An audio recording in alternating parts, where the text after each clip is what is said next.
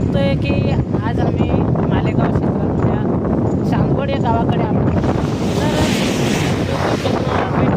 विटाचे फेकणं तसे जे बघा हे रेतीचं विटाचं ढिगारे एवढं म्हणजे एवढं हार्ड होतं की विचारू नका. तरी आम्ही दोघंजण शिक्षण केलेलं माणसं हे तर जबाबदार असेल की एज्युकेशन सिस्टम जी आपली महाराष्ट्राची ही एज्युकेशन सिस्टमला संपूर्ण जबाबदार आहे. तर हे बघा ह्या प्रेसमध्ये मागे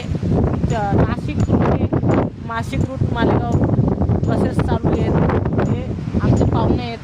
हा माझा आत्ता भाऊ आहे बसलेला.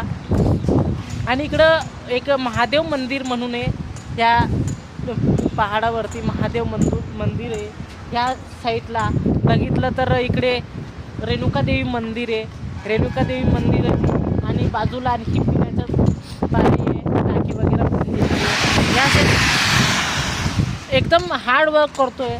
आणि हे दिवसभराचं खरं एक घर बांधणं आणि त्या घर बांधण्यासाठी लागणारे मजूर जे असतात खरोखर त्यांची घर बांधण्यामागची किती कष्ट असतात हे आज मी जाणलो आहे. कारण की मीच हे कामं करतो आहे.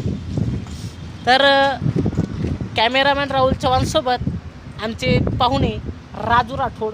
जय हिंद, जय महाराष्ट्र.